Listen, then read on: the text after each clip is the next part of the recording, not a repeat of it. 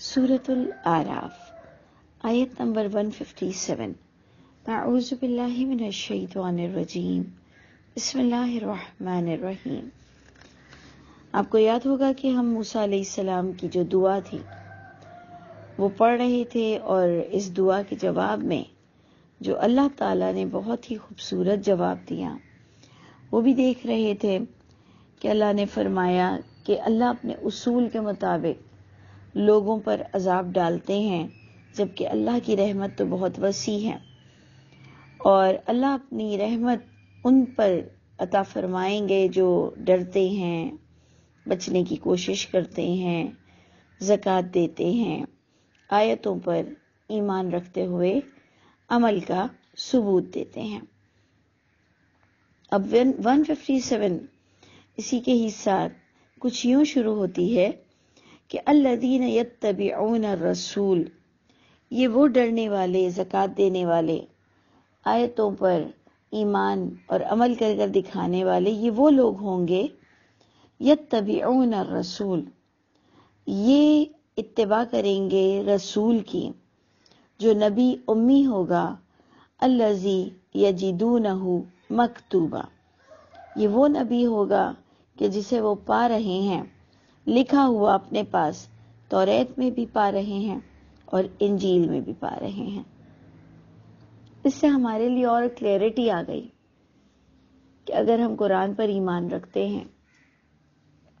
تو ہمیں وہاں انجیل اور توریت میں ڈھونڈنے کی ضرورت نہیں پڑے گی، یعنی اس کا پروف اللہ تعالیٰ آپ کو دے رہے ہیں کہ نبی امی کا ذکر انجیل میں بھی ہے، توریت میں بھی ہے، تو وہ لوگ جو متقی ہیں، زکوٰۃ دیتے ہیں، آیتوں کی قدر کرتے ہیں، یہ اس رسول نبی امی کی بھی اتباع کریں گے، اور یقیناً وہ اتباع انجیل اور توریت ہی کی ہوگی، کیونکہ ہم سب کا ایمان ہے کہ تمام کتابوں کو قرآن مجید میں مرج کر دیا گیا ہے۔ اچھا، پھر ہم نے ہمیشہ نبی امی پر یہی بات سمجھی جو آپ کے سامنے رکھی کہ جیسے موسیٰ علیہ السلام کا تعارف ہوتا ہے کہ من بنی اسرائیل،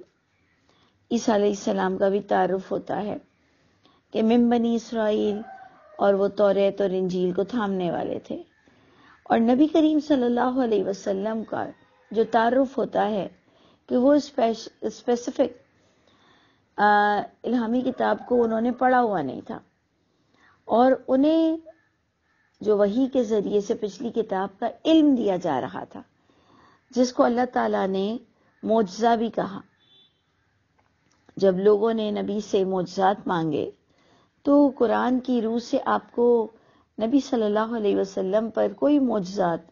دوسرے پچھلے انبیاؤں کی طرح نظر نہیں آئیں گے، بلکہ ان کی ممانعت ہو رہی ہوگی کہ پہلے دے کر کہاں تم نے قدر کی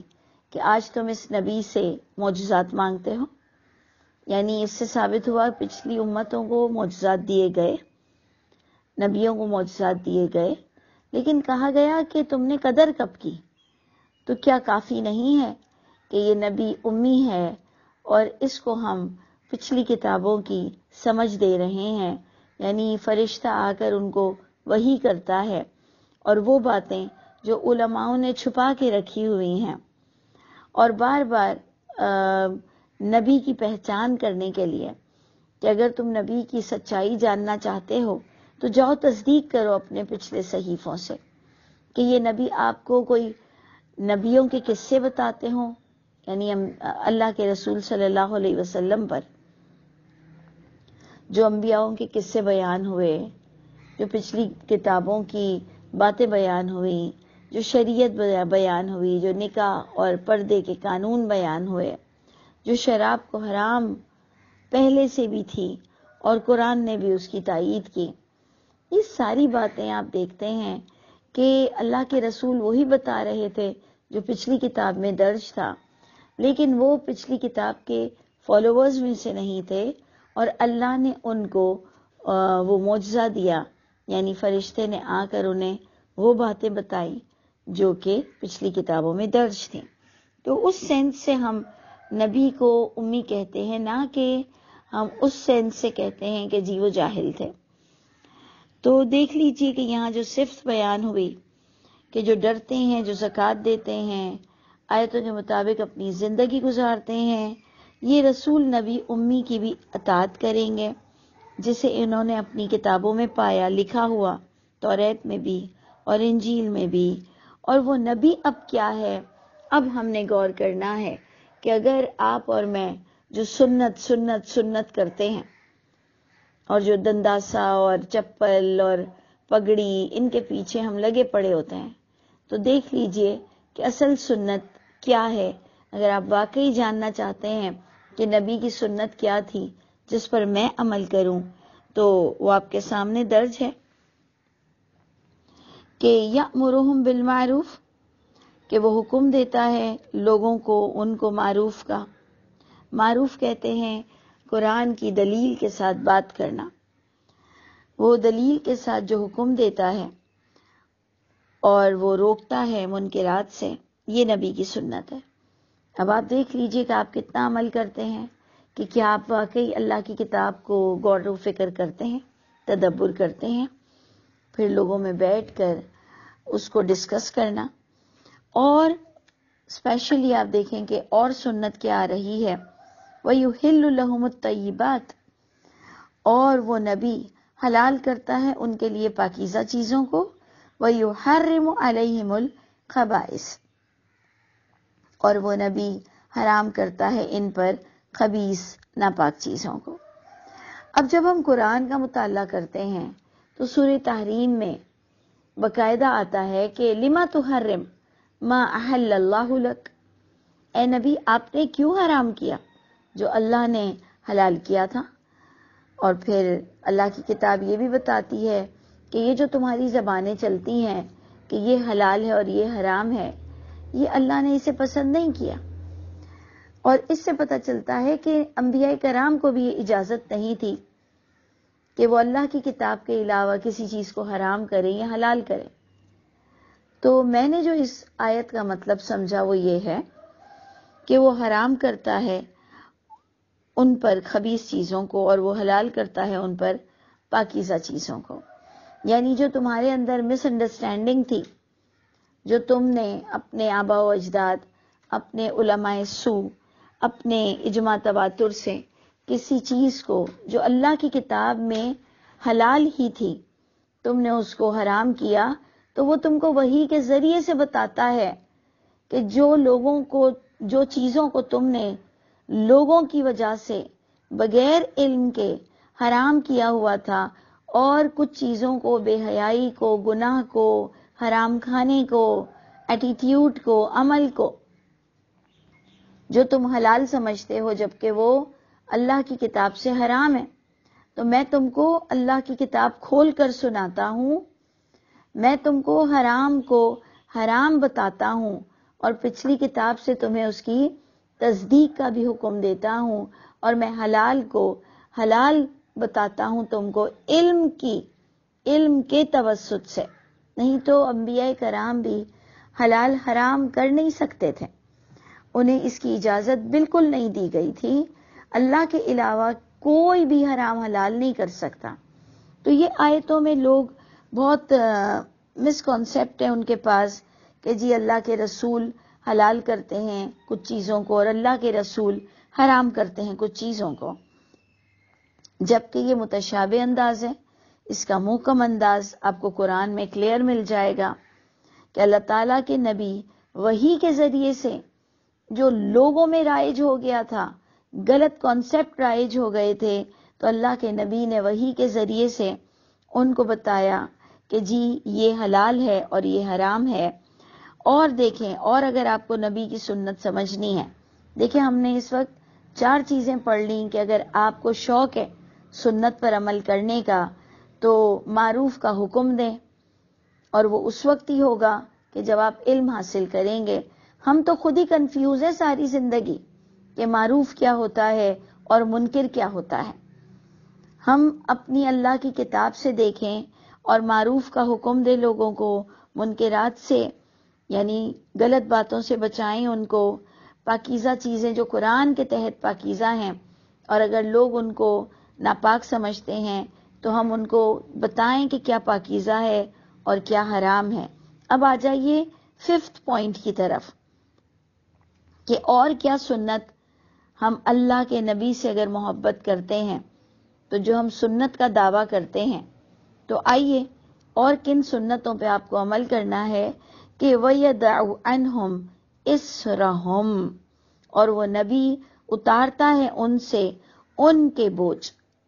یہ سنت ہے کہ لوگوں کے بوجھ اتارنا، وہ نبی اتارتا ہے ان سے ان کے بوجھ، اور وہ کھولتا ہے توق، زنجیریں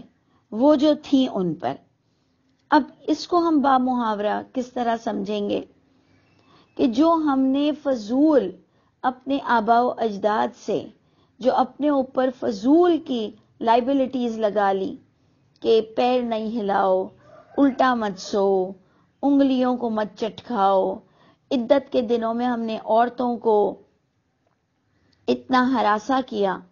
عدت کے دنوں میں عدت کیا ہے؟ عدت کچھ بھی نہیں ہے، صرف نکاح سے بچنے کا نام ہے عدت۔ یعنی آپ غور کیجئے کہ نکاح سے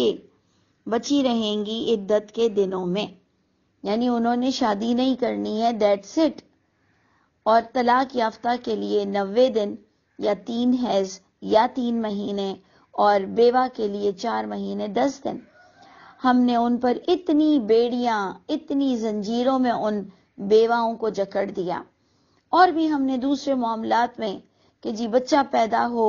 تو لڑکا پیدا ہوا ہے تو 2 بکرے کاٹو، اور اگر لڑکی پیدا ہوئی ہے تو 1 بکرا کاٹو، جو کہ آپ دیکھتے ہیں کہ وہ صحیح حدیث روایت ان سے بھی اس کا کوئی تعلق نہیں ہے۔ پھر 7ویں دن چاندی اتنی، خیرات کرو، اور الا بلا فلا۔ ہم نے لوگوں کو مشکلات میں ڈال دیا، ان پر اتنی لمبی لمبی نمازیں کھڑی کر دی کہ ہر بچہ پھر تقریباً بچے نماز سے بھاگتے ہیں۔ ہم نے ان کو ظہر کے وقت وہ اسکول سے آتے ہیں، ہم نے کہا 4 سنت بھی پڑھو، 4 فرض بھی پڑھو، 2 سنت بھی پڑھو، 2 نفل بھی پڑھو۔ پھر ان کو کہا اچھی نماز پڑھو۔ تو ہم نے ان پر اتنی زنجیروں میں ان کو جکڑا، یہ گناہ ہے، وہ گناہ ہے، وہ حرام ہے، وہ حرام ہے، اتنی پرابلم میں لوگوں کو ڈال دیا۔ پہلے تجوید ٹھیک کرو۔ اب 50 سال کی عورت بھی قرآن سیکھنے آتی ہے تو اس کو کہا جاتا ہے کہ پہلے تجوید ٹھیک کرو، جبکہ اللہ آپ کے کانسیپٹ دیکھیں گے۔ ہم خود اپنے انسٹیٹیوٹ میں تجوید کی کلاسز رکھتے ہیں، گرامر کی کلاسز رکھتے ہیں، لیکن کیا آپ نے بچوں کو گرامر سے اردو بولنا سکھایا؟ کیا آپ نے اپنے گھر میں بچوں کو انگلش گرامر سے سکھایا؟ ہم کیوں اتنے توق اور زنجیریں ڈالتے ہیں اللہ کی کتاب کو سمجھنے کے لیے؟ کیوں ہم لوگوں پر بوجھ ڈالتے ہیں، اور کیوں ہم لوگوں کو پریشان کرتے ہیں؟ اگر آپ کو سنت ہی سمجھنا ہے تو آپ کو ڈٹ کر مقابلہ کرنا پڑے گا، ہر ان فرسودہ ان غلط باتوں کا مقابلہ کرنا پڑے گا، کھل کر بات کرنی پڑے گی، اور لوگوں پر سے اپنی جو بھی جہالت کے توق، اندھیرے، اور جو کوئی جہالت میں گھرا ہوا ہے ان کے بوجھ کو اتارنا ہے۔ بوجھ کو ہم دوسرے معنوں میں بھی لیں کہ اگر کسی کوئی انجانے میں سود سے توبہ کر رہا ہے اور سود اس نے لے چکا ہے، اس کا سود اتارنا ہے، اس کے قرض اتارنے ہیں، اس کے کئی طرح کے بوجھ ہوتے ہیں، لیکن اسپیشلی جو کم علمی اور جہالت کا بوجھ ہوتا ہے اس کو یہاں پر ضرور فوکس کریں گے۔ تو آپ نے غور پر کرنا ہے کہ اللہ فرماتے ہیں یہ ہیں وہ لوگ جو کہ فَالَّذِينَ آمَنُوا بِهِ، پس جو بھی ایمان لائے گا اس اللہ کی کتاب کے ساتھ، اور وَعَزَّرُوهُ، اور وہ تمام لوگ حمایت کریں گے اس کتاب کی، اس نبی کی، اس خدا کے راستے کی، وَنَصَرُوهُ، اور وہ لوگ مدد کریں گے اس نبی کی، کتاب کی، اللہ کے راستے کی۔